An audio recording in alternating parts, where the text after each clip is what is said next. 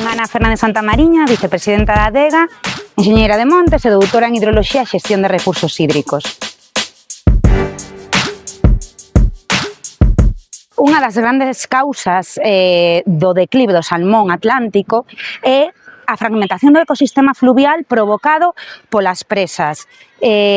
Si pensamos no ciclo de vida do salmón, que nace no río e volve outra vez ao río para reproducirse, para morrer, nesa viaxe migratoria encontranse con moitísimos obstáculos, entre eles, pois, esas presas.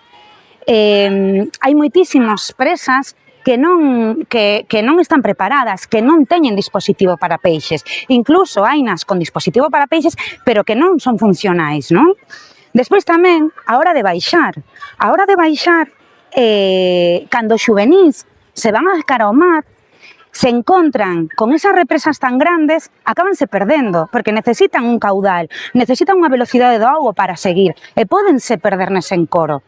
E despois tamén poden acabar índose por moitos canais das centrais hidroeléctricas ou turbinas das centrais hidroeléctricas e morrer. O salmón atlántico e a troita son os dous únicos hóspedes de un mexilón de río que se chama margaritífera, que é a náyade e está ahora mesmo en perigo de extinción. As larvas da náyade fíxanse as branquias dos salmónidos para completar o seu ciclo de vida e para espallarse polo río. Polo tanto, é moi importante que aínda siga habendo hospedadores. Agora mesmo, a náyade está en declive.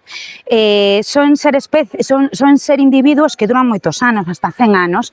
Entón, atopámonos con poboacións que están moi, pero que moi envellecidas por culpa de moitísimas causas, entre elas o declive dos seus hospedadores.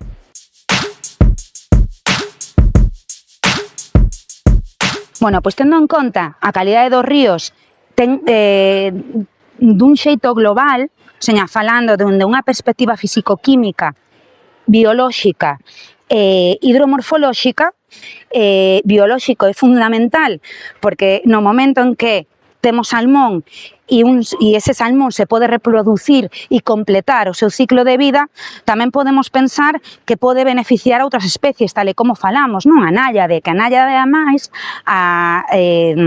é moi importante para a calidade das augas, porque como filtrador filtra a auga tamén, vale? E a súa vez, a náyade tamén é hábitat para outras especies. Polo tanto, aí temos unha das causas biolóxicas, non? En canto a físico-química, tamén no momento en que temos salmón no río, tal e como estivemos a falar do ciclo de vida, que como sube baixa e como necesita esos tramos altos de río con unha físico-química específica de boa calidade da auga, oxígeno, moito oxígeno, temperaturas baixas, xa nos dice tamén, nos fala un pouco da calidade, non? Que ten. E despois, hidromorfolóxicamente, no momento en que o salmón atlántico pode subir e baixar os ríos en grandes presións hidromorfolóxicas, sen presas, sen encoros, ou que non esteña fragmentado ou que haxa esos dispositivos que tamén permitan, de algún xeito, esa conexión tamén dos nutrientes do que ele é vector.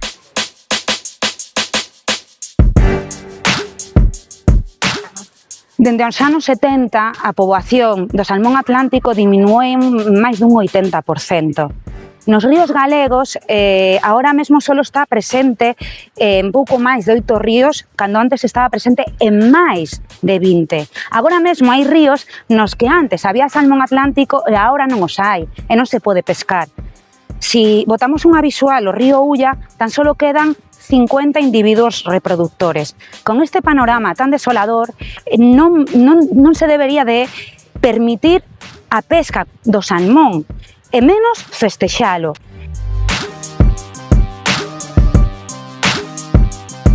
Porque Galiza corre o risco de perder as poboacións de salmón ibérico, que xunto coas que hai na cornisa cantábrica conforman unhas xoias xenéticas únicas a nivel mundial. E todo eso por inacción das administracións. Temos que presionar. É fundamental que presionemos. O salmón atlántico ten un grandísimo valor cultural e ecolóxico. Non podemos deixar que desapareza dos nosos ríos. Asina para protexelo.